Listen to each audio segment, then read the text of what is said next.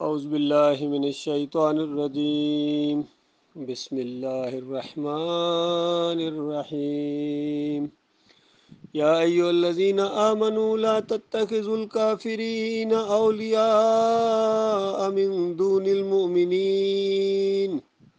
اتريدون ان تجعلوا للہ علیکم سلطانا مبینا۔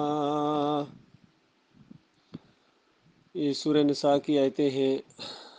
میرا دل چاہا کہ اپنے بھائیوں تک اللہ کی یہ بات پہنچاؤں۔ یہاں بہت ہی اہم مسئلہ بیان ہوا ہے، خاص کر ایمانداروں کو خطاب ہے اور کہا گیا کہ دیکھو ایمان کا دعویٰ کیا ہے آپ نے، اب ایمان کے تقاضے پورے کرو، اور ایمان کا تقاضا یہ ہے کہ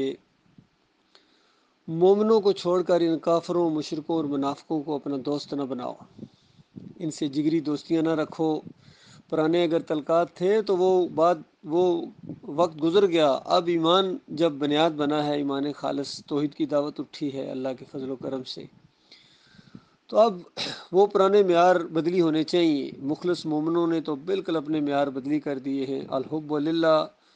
والبغض للہ، کہ اللہ کے لیے محبت اور اللہ ہی کے لیے دشمنی۔ نبی علیہ السلام نے فرمایا جس نے اللہ ہی کے لیے محبت کی اور اللہ ہی کے لیے دشمنی کی، اس نے اپنے ایمان کو بالکل مکمل کر لیا، یا دوسری روایت میں ہے وہ ایمان کا ذائقہ چکھے گا۔ پھر اللہ ہی کے لیے لوگوں کو دیا،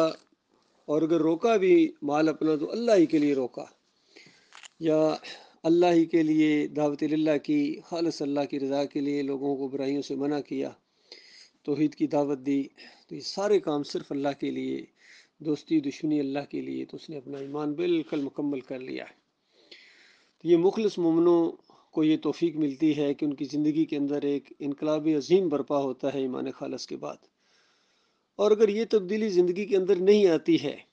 تو پھر دو باتوں میں سے ایک بات لازمی ہے، یا تو ایمان کا وہ دعوے دار ایمان کو سمجھا ہی نہیں ہے، اللہ اس کو سمجھ دے، یا یہ ہے کہ وہ بات تو بالکل سمجھ گیا ہے، اب اپنی زندگی کے اندر تبدیلی لانے کے لیے تیار نہیں ہے، اللہ کے راستے میں جہاد کرنے کے لیے تیار نہیں ہے، دنیاوی مفادات اس کو زیادہ عزیز ہیں، رشتہ دار اس کو زیادہ عزیز ہیں، گھر بار اور اپنا تجارت، اپنی نوکریاں، سب چیز اس کو زیادہ عزیز ہیں اللہ اور اللہ کے رسول صلی اللہ علیہ وآلہ وسلم کے راستے میں جہاد کرنے سے، تو پھر یہ بے ایمان منافق ہے۔ تو جب تک یہ زندہ ہیں ایسے لوگوں کو ذرا احساس دلایا جا رہا ہے کہ دیکھو تمہارے اندر یہ منافقت ہے، یہ دوگلا پن کیسا ایمان کے بعد، ابھی بھی موقع ہے کہ اپنے اس دوگلے پن کو ذرا ہمت کر کے دور کر لو اور مخلص ہو جاؤ، مخلص مومنین کے ساتھ ہو جاؤ، سچوں کا ساتھ دو، یہ درمیان میں نہ چلو، جان بھی گئے ہو کہ ایمان کیا ہے، توحید کیا ہے، مخلص کون ہے، سمجھ بھی آ گئی ہے، پھر بھی تم وہ قدم اٹھانے کے لیے تیار نہیں ہو اپنے دنیاوی مفادات کی وجہ سے، رشتہ داریوں کی وجہ سے، دوستیوں کی وجہ سے، تو سن لو پھر آگے تمہارے ساتھ کیا معاملہ ہونے والا ہے۔ فرمایا ان المنافقین فی الدرک اسفل من النار، کہ یہ جتنے یہ دوگلے قسم کے لوگ ہیں، مخلص نہیں ہیں، سمجھ بھی گئے ہیں، کبھی ادھر مفادات کے لیے ادھر ہو جاتے ہیں، کبھی مفادات کے لیے ادھر ہو جاتے ہیں، جن سے کچھ ملتا ہے، چاہے ان کو نوکری مل رہی ہو، چاہے بچوں کے لیے کچھ وہ وہاں فائدے نظر آ رہے ہوں، کسی بیٹے کو نوکری مل گئی، کوئی مفادات، یعنی کوئی نہ کوئی دنیا سے تعلق اگر جڑ گیا کسی کے ساتھ، اور اس وجہ سے وہ دوگلا بن گیا ہے، مخلص مومنوں سے ناراض ہوتا ہے اور ٹانگیں کھینچتا ہے، اور جو منافق قسم کے لوگ ہیں ان کی طرف زیادہ اس کا جھکاؤ ہے، ان کے ساتھ اٹھتا بیٹھتا ہے، دوستیاں پینگیں بڑھاتا ہے ان کے ساتھ، تو سن لے وہ مالک فرماتا ہے بے شک یہ منافق جو ہیں یہ جہنم کے سب سے غلیظ ترین جو طبقہ ہوگا نا، سب سے نچلا طبقہ ہوگا، ان کو وہاں رکھا جائے گا، اور ہرگز ولن تجد لہم نصیرا، اور کوئی ان کا حامی و ناصر نہیں ہوگا، جن کے ساتھ آج یہ بیٹھتا ہے اٹھتا ہے، مفادات سمیٹتا ہے، یہ وہاں ان کو بچانے والے نہیں ہیں بھائی، وہاں یہ آپس میں ایک دوسرے کے ساتھ لانتیں بھیجیں گے، لڑیں گے، جھگڑے کریں گے، لیکن وقت گزر چکا ہوگا، ابھی مالک موقع دیتا ہے، ابھی زندہ ہو جن کے کانوں تک یہ آواز پہنچ رہی ہے، فرمایا الا الذین تابوا واصلحوا واعتصموا باللہ واخلصوا دینہم للہ فاولئک مع المؤمنین، ابھی موقع ہے، جو تو مر گئے اس منافقت کے اندر، دوگلے پن کے اندر، وہ تو گئے مارے گئے، ان کا تو اب واپسی ختم ہو گئی، کوئی تلافی کا موقع نہیں ہے، لیکن جو بھی زندہ ہیں ایمان کا دعویٰ بھی کرتے ہیں، مخلص مومنوں کے ساتھ دوستیاں بھی ہیں، لیکن ساتھ ساتھ درمیان میں کہیں نہ کہیں ان کا یہ منافقانہ انداز جو ہے وہ سامنے آتا ہے۔ جس طرح نبی علیہ السلام نے فرمایا منافق کی 3 نشانیاں ہیں، دوسری روایت میں 4 بھی بتائیں۔ بولے تو جھوٹ بولے، امانت رکھی جائے تو خیانت کرے، اور عہد و پیمان کرے تو توڑ دے۔ عہد و پیمان کی اتنی اہمیت بتائی گئی ہے، وعدے کرنے کے بعد پھر اس کو توڑ دینا یہ کوئی معمولی جرم نہیں ہے۔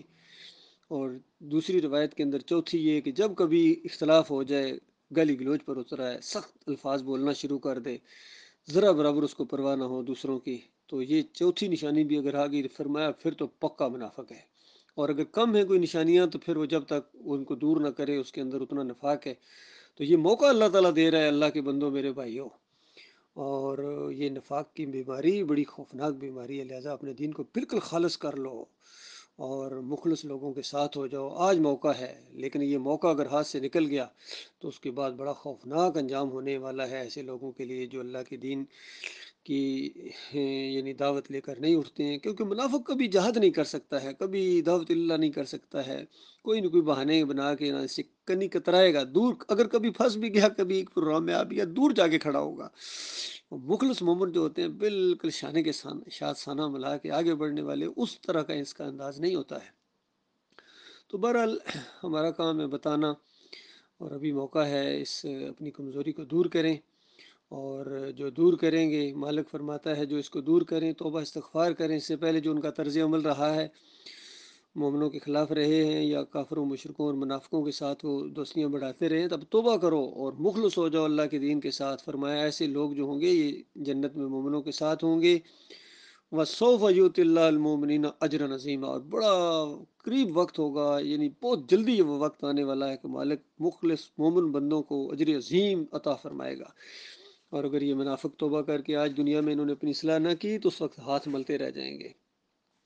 پھر مالک نے بڑے اچھے انداز میں، بڑے زبردست انداز میں یہ آیت اتاری ہے، یہ بہت ہی قابل غور آیت ہے۔ فرمایا ما یفعل اللہ بعذابکم ان شکرتم وآمنتم، وہ اللہ تمہیں عذاب دے کے کیا کرے گا اگر تم شکر گزار بندے بنو اور تم ایمان لے آؤ، مخلص ہو جاؤ، تو اللہ کیوں تمہیں عذاب دے گا؟ اللہ کو کوئی عذاب دینے کا شوق تو نہیں ہے۔ مخلص ہو جاؤ، کیا اس نے مانگا ہے؟ صرف اللہ نے اخلاص مانگا ہے، توحید مانگی ہے، ایمان مانگا ہے، اور شکر گزاری کرو اللہ تعالیٰ کی، تو اس کے بعد کیا جاتا ہے تمہارا؟ تو پھر اللہ تعالیٰ تو کبھی بھی تمہیں عذاب نہیں دے گا، بلکہ اللہ تعالیٰ تمہیں بہت زیادہ نوازے گا۔ توبہ استغفار کرو۔ وَقَانَ اللَّهُ شَاكِرًا عَلِيمًا، اور اللہ تعالیٰ بہت ہی زیادہ شاکر ہے، یعنی بڑا قدردان ہے۔ دیکھیے ایک ہی لفظ جب اللہ کے لیے ہو اور وہی لفظ جب بندوں کے لیے ہو تو اس کا معنی کے اندر یعنی زمین اور آسمانوں اور خالق اور مخلوق کا فرق ہوتا ہے۔ جب اللہ کے لیے شاکر آئے گا تو اس کا مطلب ہوگا قدردان اور قدر کرنے والا، اور جب بندے کے لیے آئے گا تو پھر شکر گزار۔ تو یہ شکر گزاری اللہ تعالیٰ کی شکر گزاری بندہ کرتا ہے، یہ کسی اور کی شکر گزاری نہیں کرتا ہے، کیونکہ شکر گزاری اللہ کی بندگی ہے۔ تو چاہے اللہ تعالیٰ مال و دولت سے نوازے، اس کے راستے میں مال خرچ کرنا یہ مالی شکر گزاری ہے، اور بدن کو خرچ کرنا یہ بدنی شکر گزاری ہے، اور قول سے اللہ تعالیٰ کی تسبیحات بیان کرنا یہ زبان کے ساتھ شکر گزاری ہے۔ تو ساری قسم کی عبادات، التحیات للہ والصلوات والطیبات، ہر قسم کی قولی مالی فعلی عبادت خالص اللہ کے لیے، پکار لگے گی تو صرف اللہ کی پکار لگے گی، کسی اور کی نہیں لگے گی، یا رسول مدد اور یا علی مدد اب ختم ہو گئے، اور یہ باطل پکاریں ساری کفر و شرک قرار دے دی گئیں۔ اور اب وہ رحمۃ اللہ علیہ نہیں رہے ہیں جنہوں نے یہ کفر و شرک پھیلایا ہے، چاہے محمود الحسن ہوں، پہلی آیت جو توحید کی آئی ہے کڑاکے کی، اس کو شرک کے اندر بدلی کر دیا دیوبندیوں کی چوٹی کے عالم نے۔ ایاک نعبد و ایاک نستعین کے بارے میں کہتے ہیں کہ اللہ کے بندوں کو، مقبول بندوں کو خالص واسطہ رحمت الہی سمجھ کر اگر پکارا جائے تو یہ بھی اللہ ہی کو پکارنا ہے۔ لو جی، توحید ختم، شرک دماغ بن گیا، اب پورا قرآن کیا کیسے ہدایت کی تمہیں ملے گی؟ اسی طرح محمد حنیف نے پورے خاندان، اور ایسے خاندان جو مجاہد خاندان کو کہتے ہیں، سب نے بے اختیار سجدے میں گر گئے یوسف علیہ السلام کے سامنے، اندازہ لگایا۔ اس طرح اس نے الزام لگایا انبیاء کے اوپر، حالانکہ وہ شکر گزاری کا سجدہ تھا، وہ اللہ کو کیا انہوں نے۔ وَخَرُّوا لَهُ سُجَّدًا، لہو کی ضمیر اللہ کے لیے ہے۔ یہ صحیح معنوں میں جو موحد علماء دین گزرے انہوں نے اسی طریقے سے اس کی تشریح کی ہے، چاہے امام بخاری ہوں یا اس دور میں ڈاکٹر مسعود الدین عثمانی رحمۃ اللہ علیہ ہوں، باقی جن کے عقیدے کے اندر خرابی ہے وہ اس طرح تشریح کرتے ہیں کہ یوسف علیہ السلام کو سجدہ ہوا۔ تو یہ معاملہ اسی طریقے سے جب